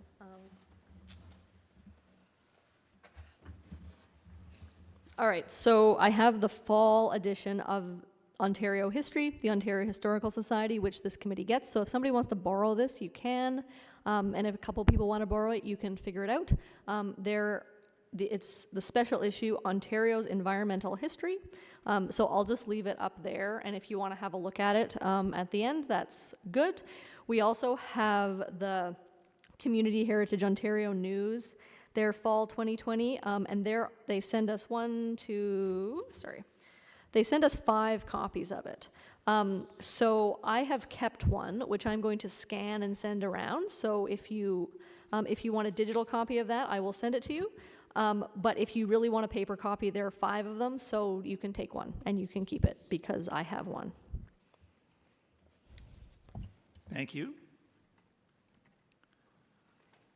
New business. 2 items of new business.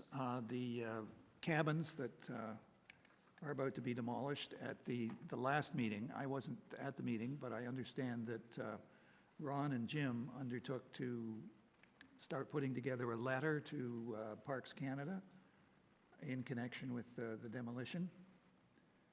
I think my suggestion is that we continue with that. It's Parks Canada, so we really don't have any jurisdiction, but I think that perhaps if we tried to negotiate with them, we could see if there's any room to preserve some aspect of some of the cabins. I was going to propose that we put together a little subcommittee that I'd be happy to assist with to follow up, to try to get in touch with Parks Canada, first of all, which I understand is quite difficult, And secondly, to see if we can negotiate something that preserves, if not all, at least something that that's of heritage value. Ron? Yeah, I agree. Like, these structures, they've been in the media, and there's been quite a bit of comment online, and people have contacted me saying that they're not all that bad, and there are some that may have some historical value to them, and the general sentiment is that they shouldn't be torn down, or at least not all of them should be torn down. Even though it's Trent Severn Waterway that has authority, I mean, physically, geographically, those cabins are located in our municipality, City Kawartha Lake, so we should have some say on the future of these cabins, and we need to get in touch with Parks Canada, like, immediately, because you don't know what they're going to do next. Like, it's such a wall there, you know. The communication isn't the greatest. Sometimes we don't know who to deal with, but we'll find somebody there. Like, I think this subcommittee idea is a good idea. So we can just look at these structures and kind of deem which ones are worthy of staying. And I think that's certainly worth looking into. So hopefully we'll do our best to try and reach out to them and at least put it on hold for now, and then we'll decide what to do with them. Ian? Ron, can you refresh my memory about what these cabins are? Where are they? What the significance is? If everybody knows where Pickerel Point is, so it's right as the Scugog River starts flowing into Sturgeon Lake. So that's where there must be about 6 or 7 cabins there. They're older cabins. They've been there for, I'm not sure how long they are, but there could have been a settlement that lived there at one time, but there's pictures of them. I think we have pictures that were taken by a resident of Snug Harbor. He took some really good photos of it. I have photos. I think the committee has copies of them, but we can resend them again. But I really don't know the full history of it, Ian, but I know that there seems to be a lot of sentiment that there's historical value to those buildings and what they were used for. Like, there could be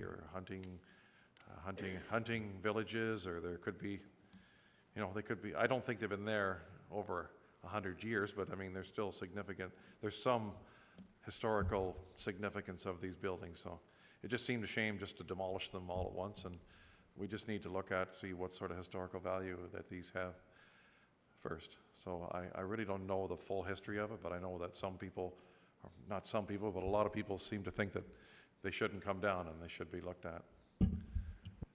Adam? They're notoriously difficult to contact, but it is possible. And one of the venues to get in touch with them and get movement that I've found and used in the past was through your MP. And the other thing that can be spoken of is these cabins represent a particular segment of Ontario's history, and this is a way I've gotten around them before. I call it the squatter segment. And there was a lot of squatter history, even on Crown land, in the past, and there's value in preserving some of that. Well, and I think it's worth pursuing. Jim, did you have a comment? Yeah, actually, I did try. I duplicated my research that I did for St. David and Riverview, and oddly enough, I couldn't get in touch with, the Trent people, but on a fluke, I managed to get a hold of the National Information Service and got the same person I spoke to then. That's like winning the lottery. But anyway, mailboxes are full. COVID's having its impact, so Athel's suggestion is very helpful, and I think that might be the better way to do. I will mirror some of the information I'm hearing. People aren't seeing them as all that harmful. Yes, there was one arson, or there was one fire or a mishap in one of them. The fellow who raised this to attention emphasized that local lore was that they were built by trappers or a trapper, and I truly believe that there's something there.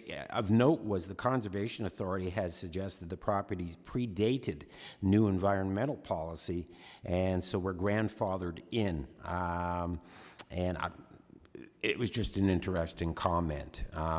So there are allies, there are people that would love to see these preserved. Perhaps there's room for a partnership with the research through the college. I hope that they're going to stay up long enough for us to actually take a closer look. Nobody was that bothered about them before. In fact, I didn't know about them. So I don't know how it becomes a major issue all of a sudden. Anyway, let's see what we can do. Should I talk about this Salvage Kings within the same breath here? Do you want me to go into this? I guess there's been a suggestion that these a producer has reached out about Salvage Kings, and it's a demolition company, and I did Google this and research it, and it's reality TV. And my problem with reality TV is it seems to be sensationalized and doesn't seem all that real. There's a bit of a concern here already for me, in that I think we can recognize and celebrate our local history and heritage better than actually putting it up there. These folks have made an awful lot of money destroying buildings, as a huge amount. They say they don't make much from the TV show proper, but their net worth is $500 million or plus. So I'm a little worried. They refer to it as dynamic projects awarded to Priestley Demolition, and they have two crews, a salvage and then a demolition. And it says it's a high-octane mission for the head of salvage as they hunt for as many artifacts as they can in ill-fated buildings, all before President Ryan Priestley and his demolition crew smash down the walls around them. It's a little sensationalized for me. So I'm hoping that we're not going to be, encouraging that. That's my particular opinion. Thanks. Just to comment on that, we get inquiries from Salvage Kings fairly regularly, just for a variety of buildings. It's because they're looking for stuff, and I usually just tell them, well, I don't tell them to go away, but effectively, yes. I mean, as the municipality, it's not our role to facilitate them making lots of money on their show. And also, I'm not going to encourage that kind of television as the person who is hired to preserve heritage in the municipality. But yeah, we do get inquiries from them, not just on this occasion. So it's, I think they're just looking for stuff. All right, well, I think if we can pursue it, do we have any volunteers to go on a subcommittee to see what we can see? Ron, Jim? I guess I volunteered. Anybody else want to stick their hand? I had a quick comment just before you get to that part, if I could. Okay, sure, go ahead. As far as reaching out to the TSW, as of last summer, you've got the Trent Severn Waterway, the Trail Town committees. Lindsay has a Trail Town committee. I know Bob Cajun, Finland Falls. So I would suggest contacting the Trail Town committee that would be responsible for that area and getting them to help you get in touch with Trent Severn Waterway. I know I'm actually on the Trail Town committee in Bob Cajun, and I have found anything that we've dealt with them in the last year, we've had really good success. The communication channels seem to be open and quite willing to work with the Trail Town committee. Well, that's very helpful, thank you. And I guess we can see if Jamie Schmale would be of any use to us. I think when you're reaching out to something like Parks Canada as well as the Trent Severn, your MP is probably your best door key. And that was the only way we had success when we had the Fishing Weirs made a World Heritage Site, is getting the MP to go with us and making a presentation to Parks Canada. And we actually did that in Ottawa and Parks Canada.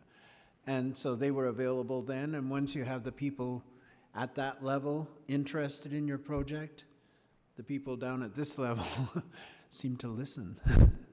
So I think it's essential that we do it, if we're going to do it, quickly, And I can quote Mr. Shakespeare, if it were done when 'twere done, it were well, it were done quickly. Because you never know what they're gonna do. They've had their barge out there and active recently. So, because we can see it from the house. So they're working away at stuff out there. I think if you want to get it halted, Ron, we better move. Ron? I can call the MP's office tomorrow. I'll at least get something started. Okay, and then I think let's have a motion to establish a subcommittee to deal with the, what do you want to call them, the cabins? The cabins? Yeah. Sturgeon Lake cabins, consisting of myself, Ron, Jim, anybody else? No? I'm waving my hand. Oh, sorry. Sorry, I just don't look up there. Ann, Yes, thank you. do you want to volunteer?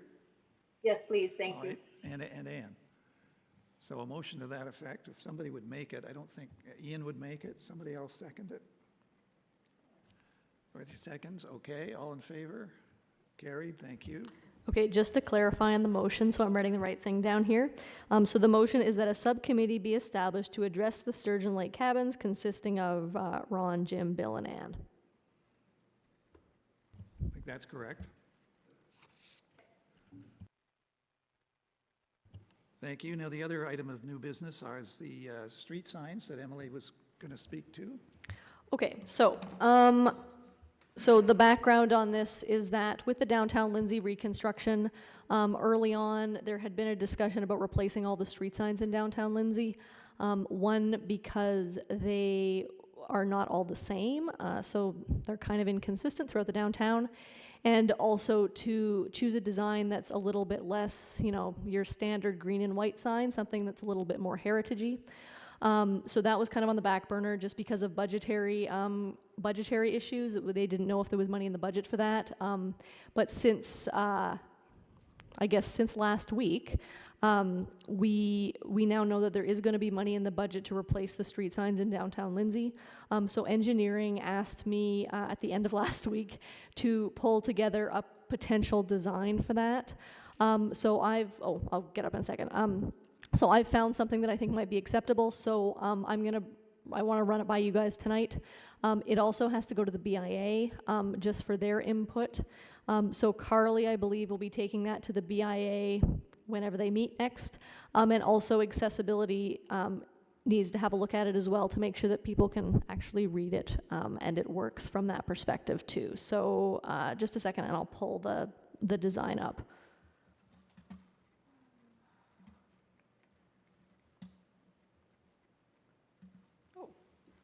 Okay, that's very small. I'm going to zoom in. How do I do it on here?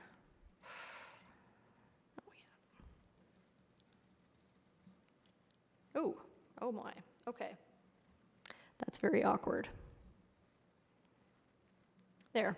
Okay, so hopefully everybody can see that. So that's just a pretty basic kind of heritage type sign. This is actually a company in Markham, and for some reason they had a Bob Cajun one, which is kind of random. So basically we would have that, except it would say Lindsay on it. We would see about getting the date in there as well, so the 1857 for the Conservation District.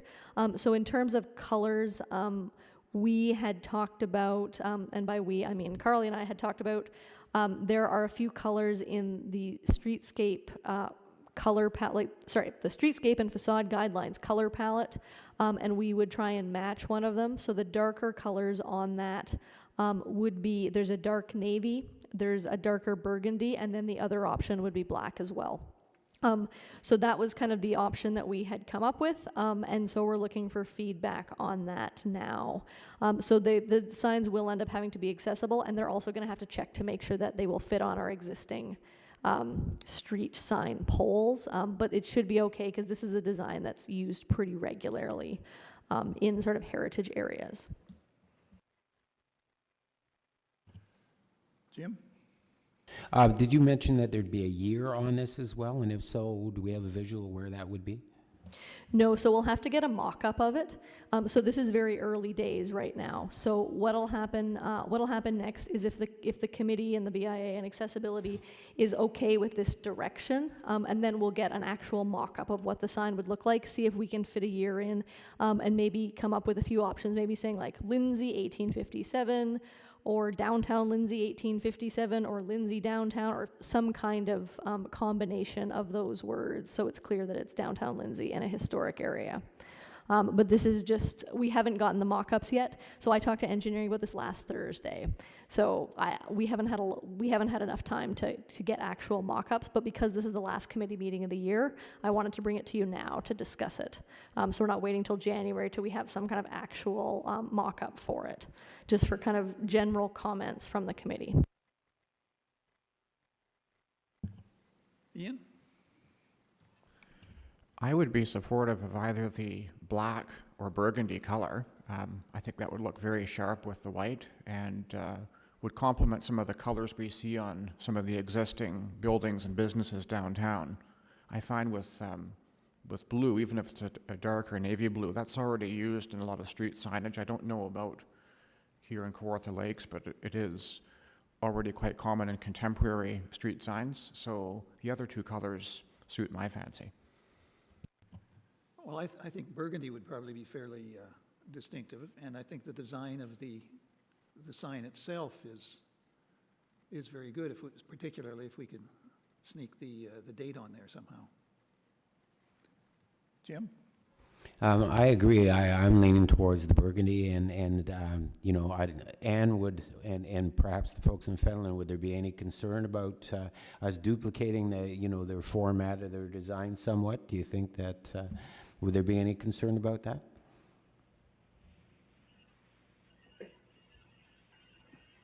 Sorry, did Our you ask me signage, even though we're going with a different color, the actual shape or design could come out very similar to Bobcaygeon or Fenelon. Do you think there's going to be any concern from the folks in Bobcaygeon that we're, just more of the same? I wouldn't think so. I think it makes it more consistent in that we're all part of the city of Kawartha Lakes. In general, I think there's a preference from our senior management team to have a more consistent design in our downtown and heritage areas. So moving towards something that's similar in the downtowns, I think, is the direction that staff want to go in. And I could support that. Ethel? Are any of these building mounted? Not as far as I'm aware, but I'll have to check with engineering. We just found that the burgundy got lost on brick. So if they're building mounted, I might turn to the black. Well, I think Emily can probably give us an answer on that. Yeah, I can find out easily enough. And then if we have a mock-up at the next meeting, it sort of slops over into the next item, but we aren't going to have a meeting in December. So I think the proposed first meeting would be January 14th. Yeah, so I think engineering is looking to move ahead with this before the end of the year, just so they can use up some, just for budget reasons. So I think what'll happen is once we have a more concrete idea and a mock-up, I'll just send it around to everybody for comments instead of actually bringing it to the next committee and making engineering wait, if that's okay. And then people can just comment then. So if this is a direction that you'd be happy to go in, then we'll move that way. I am not sure what accessibility is going to say about this. I have a feeling they're going to want some changes to this to make it more accessibility friendly, but we will see. Thank you, Emily. Do you need a motion to that effect, or it's just leave it as fairly unofficial? I think maybe a motion that the committee is supportive of changing the signs to, let me think. Yeah, that the committee is supportive of changing the signs to a more heritage-friendly option. It's good to have a motion from the committee as opposed to just an informal discussion. Okay, Ethel, any seconder? Dorothy seconds, all right. All in favor? Carried, thank you. Carried, good, thank you. Everybody. Who moved it and seconded it? Sorry, I missed it while I was writing down. Athol moved, Dorothy seconded. Thanks.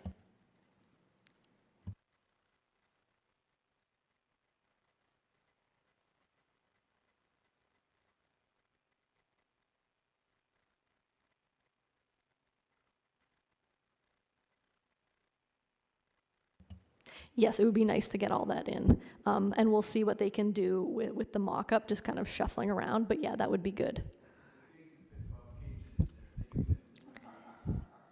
Yes, I think we should be able to fit it in. Okay, the next meeting, we're skipping December. Sorry, Jim, did you have a comment? I thought we were going to, maybe touch on just another element of signage, not just the street signage. That's fine. If you wanted to talk about something, it's fine by me. Yeah. Okay, just as a follow-up to the last time, and in talking about, and I kind of thought we might have been able to roll this in, but I wasn't sure of the timeliness and that this was being expedited so quickly. So clearly there won't be time for this. But I was going to actually suggest perhaps the possibility of looking at signage through a subcommittee as well. It's not to be provocative or anything like this, but there's more signage that has gone up in the downtown, and I don't see anything heritage or heritage friendly about it. And to repeat what I said before, we've lost 10 businesses downtown. That creates 10 opportunities for new signage. But if the new signage going into downtown Lindsay doesn't reflect heritage, and yet everybody is saying it's important, including Chris Marshall in 3 separate conversations I've had with him, somewhere we need to talk about this and start planning for what might be, not to push. And the BIA should maybe be doing the same thing, because historically they used to have input as well, and I know that they want some input in this. So I don't know what to do here, but I don't want to fear the worst. If COVID comes in another wave, we could lose 40% of the downtown. That's a lot of new signage that could be coming our way. We have the chance of a lifetime right now with the $1 million Mako. I'm ecstatic about this. It offsets the impacts of the cost of new signage, but what we're lacking are these parameters that we should be actually following. And now the wording was weak way back when, and it was consolidated November 8th, 2016. I spoke at that. In fact, Cogeco broadcast live, and I have a videotape of what was said. And we had even said, well, if it's not quite right this time around, and I felt it wasn't, we might be able to revisit this in 2 or 3 years. That hasn't. I've been vocal throughout. Deborah's was vocal, and I'm a little concerned with some of the optic. Something said to me by some people surprised me in the last week in the downtown BIA, and they're actually holding Heritage responsible for this signage. Some of them don't believe that the new signage reflects what they believe we were headed for, what we're doing. We as a Heritage Committee are getting some of the blame for this, and I just think it's concerning. So not to provoke, but more in terms of researching so we don't get caught off guard, run up against a timeline where we have to just sort of just airdrop a sign or signage bylaw in or that information. Is there any harm in us striking a subcommittee? Just start looking at this. What are the finest examples in the finest historic districts in Ontario? Your presentation was excellent, Emily, and all that did was fuel me a little bit more to start looking more deeply at this. And I can't find that many people that say that this is acceptable or reflective. There's millions of dollars gone into this, thousands of hours, thousands of dollars worth of time by volunteers and city staff have worked on this. And we're in this, and hearing that it's not a priority right now, and I've heard rumors of this, doesn't sit well with me. What can we do in the meantime so that we don't miss the opportunity, or that we can actually encourage a review of the signage bylaw? To the benefit of all. It's all a part of economic rejuvenation, economic recovery, and everybody says that. Then what can we do here? Jim, just a quick question. When you say that new signs have gone up that aren't within the heritage mold, like when are you talking about? Like in the past few months?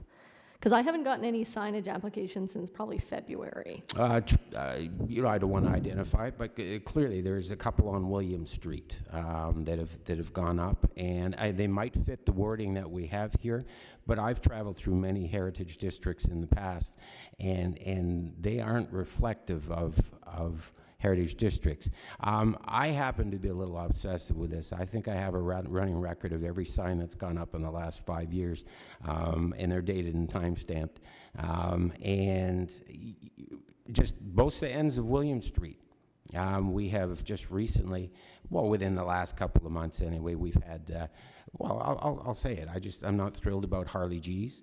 I don't think that's, maybe there's things that could be done to the sign, but it went up on a backlit frame. And Deborah had identified that backlit is a style of thing, even though you don't have it plugged in and it's not lighting up, it's a style of frame, and it's not particularly found in heritage districts. And I agree. And then the other end, we have Trent Travel. And it's just gone up there, and I don't see anything at all heritage-friendly or reflective of that.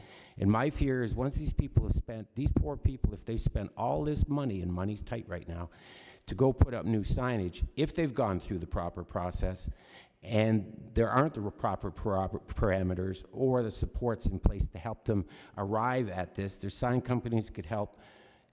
Anyway, I think we need something a little bit, I think we need to revisit our signage bylaw. And timelines will be determined by others other than me. So just thinking about those two examples that you gave me, we didn't get permit applications for either of those businesses, which means that they're in contravention of our bylaws because they didn't apply for a permit. So can you just, if you have a list, can you just send me a list of what businesses, just in 2020, ones that have gone up in 2020, if you can just let me know what they are since you're in downtown Lindsay, and I can follow up with them. Because they should have, they should have applied for permits. They obviously haven't done so. And I will say they haven't come through our building department because Derek is great. Derek, who deals with that stuff, he's great with sending them over to me, which means they haven't applied for permits at all. That's good to know. And see, part of the unfortunate thing, the way things are right now, is we don't get to know. And I'm hearing that, you know, to enforce the bylaw, it has to be complaints driven. I haven't seen that written down anywhere. You know, and it's, and there, people are hesitant to, you know, get into it with neighbors by complaining. And there are times where people do find out, although they shouldn't, that complaints have been issued. We had an individual complain and it didn't manage to go through. It's just a mess. I think we need to collectively look at it calmly, rationally, and look at what the objective is and make this heritage district all that it possibly can be. And that's where I'm at. Yes, I will send you a list. I'll send you some photos of the more recent, but even some of the others. You know, there's some nasty signage out there. But anyway, fair enough. Just on the complaints-based thing, it's just because we don't have the staff power to monitor it. That's why it's complaint-based. Ethel? Would it be of assistance to you, Emily, in your job if there was a subcommittee that could be helping you with the signage questions? Just a question. I know that in the Newmarket Heritage Conservation District, there is a committee for the Heritage Conservation District, which there isn't here. I understand that. But they were involved in signage. And a subcommittee can meet via the internet, can meet via email. It doesn't have to add days to someone's timetable, but sometimes it helps to present a unified front from heritage through you to the signage. I think that's great. I mean, if we have a subcommittee that's promoting proper signage, that would be really helpful. From my perspective, in terms of dealing with the signage stuff that's coming in, the problem isn't the stuff that's coming to me. And for the most part, the stuff that's coming to me is fine and complies with our guidelines. It's people putting signs up without permits. That's where the issue is coming in. It's stuff that just doesn't even come into us because they haven't bothered to apply for a permit. I know that just sometimes it's a help to have a subcommittee from Heritage itself as a backup, and I've read the signage things, and I think it is a little weak in the wording that I read in there. And so that can help tighten things up for you and give you a backup too, and give the community a backup that Heritage has been involved in the signage. I think that would be helpful. The other thing that everyone should know is that at the moment, the signage bylaw is being revisited. So it's coming, a rewrite of that, and it's being, Suzanne Murchison is the one driving that. It's gotten put to the side because of dealing with COVID response, like a lot of other things have. But it's coming, and it's going to come to the committee. And I think it would be helpful when she gets that rolling, probably in the new year, that there is a subcommittee to go through line by line the heritage section and make very specific recommendations. I think that would be also helpful as well. So if there was a signage committee that did a variety of things like education, going through the bylaw when it comes, et cetera, looking to see if there are people who have put up signs without permits, that would be helpful. That would make me very happy. And that's all I'm asking for at this point. I don't expect any one individual or any one city staff to take this on. It's a daunting task, but collectively, I do think we can come up and it was something that will really work. And I'm also hearing that they'd like some commonality through consolidated bylaw for the city. I don't know whether that's true or not. But if they are, this might help. Perhaps other Fenland, and, might be able to look at that as another, commercial district, with the signage issues. Perhaps they could do the same thing and duplicate and contribute. So, thank you. That's my understanding as well, that they want some consistency across various business areas, so it's not just a free-for-all, and so it's easier. So I would like to move that we form a subcommittee relating to signage bylaws and signage approval. So I so move. Sorry, Ian, seconds? Any comment? Should we perhaps decide who's going to volunteer to be on the committee so we can put that in the motion? I would so volunteer, sir. Athol volunteers. I would so volunteer. Jim volunteers. Ian volunteers. Well, that's 3. Anyone else want to volunteer?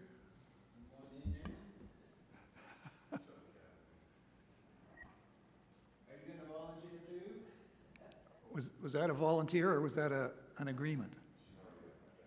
That's me volunteering. Okay. All right. So just to reiterate, who do I have again? I have Athol, Jim, and was there anybody else who I missed? Ian. Okay. Thanks. Okay, we had a seconder. All in favor? Carried, thank you. Yep. All in favor? Thank you. Thank you.